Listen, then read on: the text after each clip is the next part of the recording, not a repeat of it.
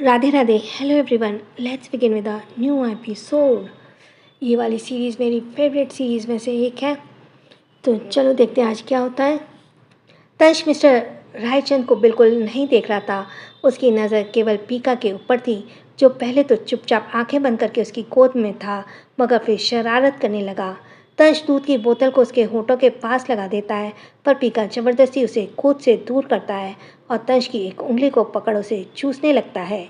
यह देखकर तंश की आंखें छोटी हो जाती हैं। वह अपने हाथ को जल्दी से उसकी पकड़ से छुड़ाना चाहता है, मगर पीका ने काफ़ी टाइट पकड़ा था। तंश दोबारा उसे बोतल से पिलाने की कोशिश करता है, मगर पीका आवाज़ निकालते हुए उसे किक करने लगता है।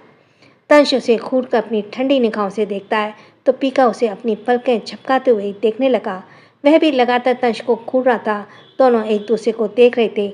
ऐसे लग रहा था यहाँ पर घूरने का कंपटीशन चल रहा हो। कोई भी पीछे हटने को तैयार नहीं था। तभी तंश, जो अब जबरदस्त बर्दाश्त नहीं कर पा रहा था, पीका के चेहरे को पकड़ते हुए उसके छोटे से चेहरे को अपने पास लाता है और उसके गालों को पकड़कर ठंडे भाव से बोलता है, भूलो मत मैं कौन हूँ, इसलिए मुझे इस तरह घूमने की परमिशन तुम्हें बिल्कुल नहीं है। तंश की गुस्से से भरी आवाज़ सुनकर पीका के मुंह बनाकर आवाज़ निकालने लगा, मैं। ऐसा लग रहा था वो पीछे हटने को तैयार नहीं है। वह भी तंश को बराबर लड़ाई कर सकता था। वह बेचारा 1 महीने का ही तो था।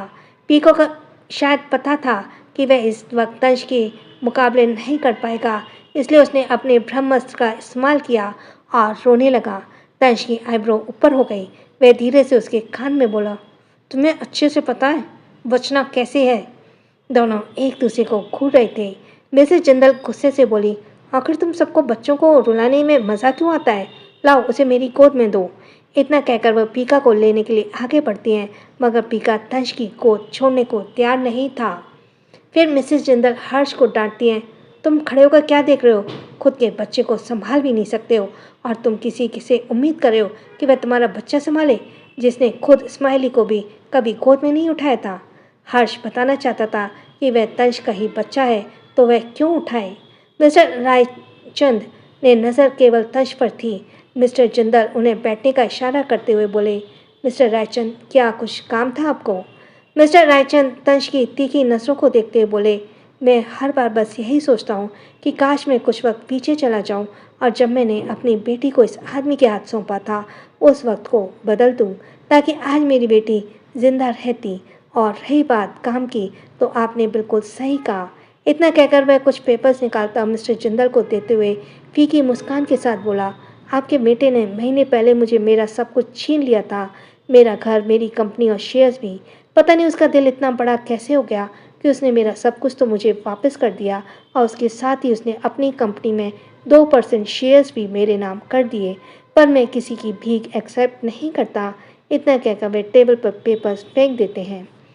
मिस्टर जिंदल को विश्वास नहीं हुआ, इसलिए वह तुरंत पेपर्स पढ़ते हैं। यह बात सच थी। तंश ने अपने पर्सनल कंपनी के 2% शेयर्स मिस्टर रायचंद के नाम किए थे और एक शेयर की कीमत मिलियन में भी ज़्यादा थी। ठीक उसी वक्त अमायरा जिंदल विला में आती है। उसकी कार जैसे ही बाहर रुकी, अमायरा कार से बाहर निकलने लगी, मगर तभी जय ने उसे रोक दिया। अमायरा ने कन्फ्यूज़ होकर कहा, क्या हुआ भाई? क्या हमने डिसाइड नहीं किया था कि मैं सासू माँ और डैडी ससुर को बता दूंगी कि मैं ज़िंदा हूँ? उसके साथ ही उनके चारों पोते भी उन्हें मिलवाऊंगी।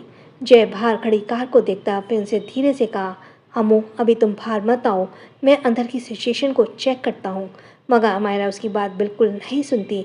वह जाने लगी तो शिनचैन उसके पल्लू को पकड़ रोने लगा।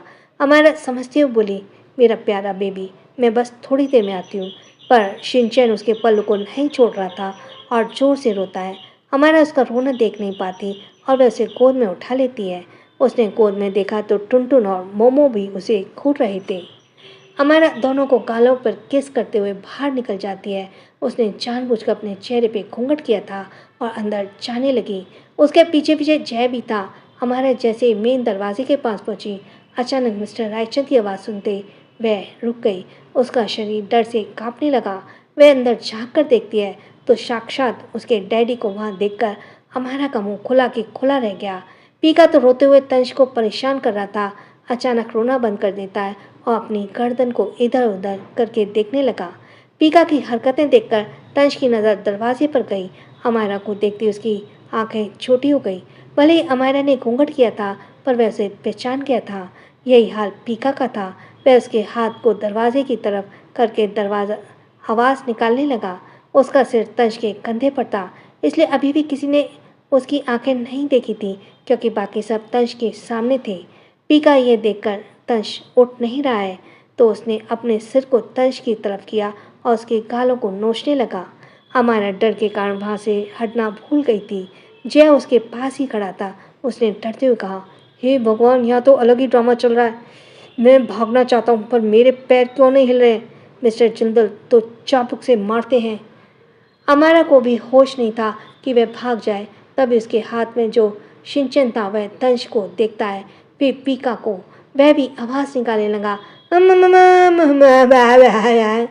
तभी सभी पलटकर दरवाजे की तरफ देखते हैं। वहाँ एक और बच्चा देखकर सभी हैरान थे। जय को किसी औरत के साथ और उसके गोद में बच्चा देखकर सभी के दिमाग में कुछ गलत चलने लगा। तंश का चेहरा काफ़ी सख्त और काला पड़ गया था। वह गुस्से से अमायरा को देख रहा था। अमायरा डरते हुए अपने घूंघट को लंबा कर देती है। उसने अपने होठों को दबाकर मन में कहा, अब क्या होगा? सोचा नहीं था कि मैं इस सिचुएशन में फंस जाएंगे। मैं भाग भी नहीं सकती। अब मैं क्या जवाब दूंगी बाकी सबको कि मैं कौन हूँ? मिसेस जिंदल आंखें छोटी करके जैसे पूछती हैं, जय, ये लड़की कौन है और इसकी गोद में ये बच्चा कौन है? कहीं तुमने भी तो कोई अफेयर नहीं कर रखा? जय उनकी बात पूरी करता ही एकदम से रोते हुए बोलता, नहीं आंटी। अच्छा, मिसेस जिंदल ने कहा। जय, नहीं आंटी, ऐसा कुछ नहीं है। वह एक्चुअली बात यह है कि इतना कहकर वो सोचने लगा कि क्या कहानी बनाए। फिर एकदम से बोला, मैं रास्ते में आ रहा था तो बेचारी बहुत रो रही थी। इसके पति ने इसे छोड़ दिया। उसका एक छोटा सा बच्चा है। वहाँ कहाँ इसे लेकर जाती, इसलिए मैंने इसे नौकरी दे दी। बहुत मुश्किल से उसने इतना सब कहा। शिनचैन तंश को देखकर चिल्ला रहा था और पिकाचू अमायरा को देखकर बेचैन हो रहा था। हर्ष तमाशा देखने के लिए तंश को देखकर मुस्कुरा रहा था, फिर चुपचाप सोफे पर बैठ जाता है। उसने डेविल स्माइल करते हुए जय से पूछा, अच्छा, तो तुमने इस लड़की को कौन सा काम दिया है? इसके कपड़े देखकर तो नहीं लगता कि ये कोई गरीब है। क्या पता तुम्हें उल्लू बनाकर या तुम्हें लूटने आई हो?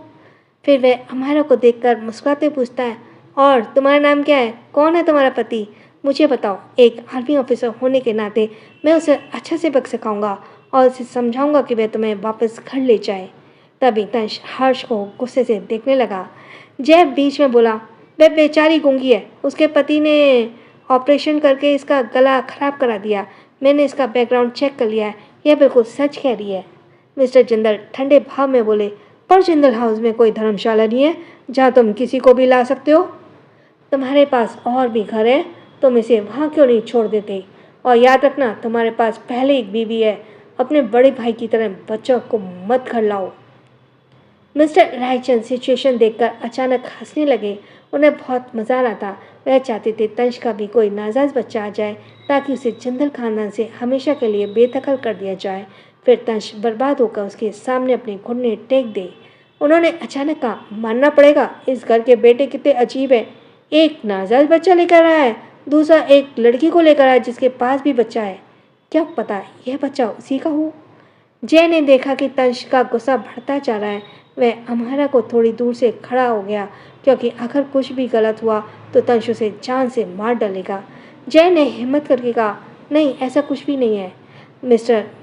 तभी मिस्टर जिंदल, उन्हें अपने परिवार की इमेज की बहुत चिंता थी। वो एकदम से बोले, तो इस मामले में हम डीएनए टेस्ट करेंगे। तब तक यह लड़की और यह बच्चा यहाँ से कहीं नहीं जा सकते। बाहर मिनी और शुगर की गोद में टुनटुन और मोमो थे, जिनका नाम अभी तक अमायरा ने किसी को नहीं बताया था। वो सब इंतजार कर रहे थे। फिर तनिष अंदर जाता है। बेचारा वह भी बुरी तरह फंस गया।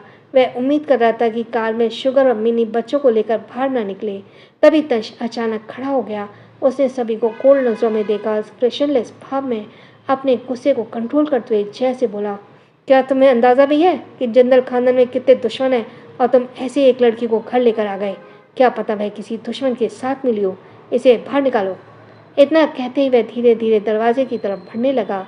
वह जैसे ही अमायरा का हाथ पकड़कर उसे बाहर निकालने वाला था, उससे पहले मिस्टर जिंदल मिस्टर रायचंद और मिसेस जिंदल भी एक साथ गुस्से से बोले, रुक जाओ। तंश धीरे पीछे नहीं मुड़ा और ठंडे भाव से जय के बाद अमायरा को देख रहा था।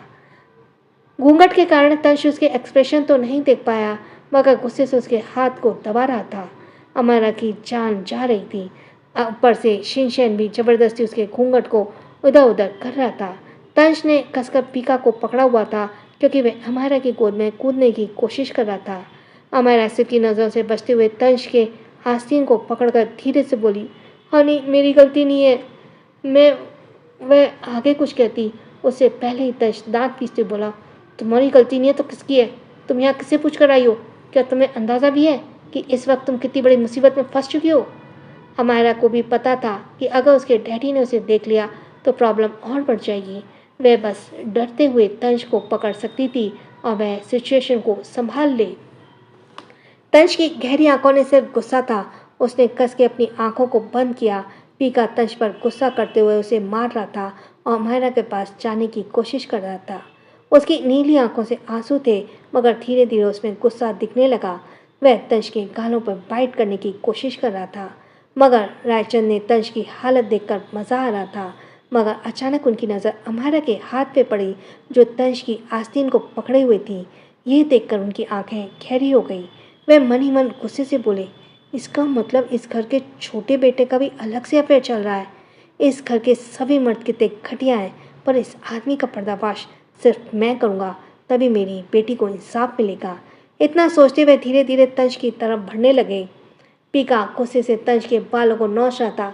अचानक किसी अनजान इंसान ने उसके पास महसूस करते वह एकदम से सिकुड़ गया और तंश की भाव में समेटने लगा। उसकी आंखें एकदम से बंद हो गईं। वो बिल्कुल सुस्त कछुए की तरह लग रहा था जिसे किसी अजनबी ने अपने पास रहना पसंद नहीं। मिस्टर रायचंद एकदम से तंश के पीछे खड़े थे। पीका ने एकदम से सिर घुमाया और बड़ी बड़ी आंखों से खोल कर देखा। उसकी गहरी नीली आंखें सीधे मिस्टर रायचंद की आंखों से टकराईं। उसकी आंखें बेहद शांत थीं, पर उतनी ही खतरनाक। मिस्टर रायचंद उसकी आंखों में देख रहे थे, इसलिए वे कुछ रिएक्ट नहीं कर पाए। उन्हें ऐसे महसूस हो रहा था कि वो किसी गहरे कुएं में गिर रहे हों, जहाँ पर हर तरफ अंधेरा ही अंधेरा हो। उनके सिर पर धीरे धीरे दर्द बढ़ने लगा और वो हिप्नोटाइज होने लगे। पीका फिर अमायरा को ऑब्सेस्ड होकर देखने लगा और रोने लगा। तो क्या होगा अगर मिस्टर रायचंद को सब पता चल जाएगा? क्या पीका भी तंश की तरह सच में सभी को आंखों से हिप्नोटाइज कर सकता है? क्या ये खूबी बनेगी उसके लिए मुसीबत?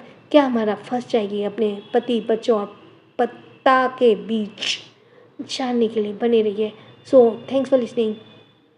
छोटों को प्यार, बड़ों को सम्मान। राधे राधे। जिसका सब्सक्राइब करना रह गया वो जल्दी से सब्सक्राइब करे। और थैंक्स फॉर लिसनिंग। छोटों को प्यार, बड़ों को सम्मान। राधे राधे।